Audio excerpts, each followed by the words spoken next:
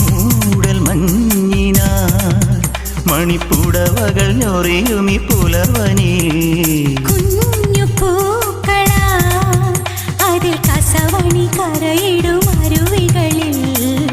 പകൽ പക്ഷിയായി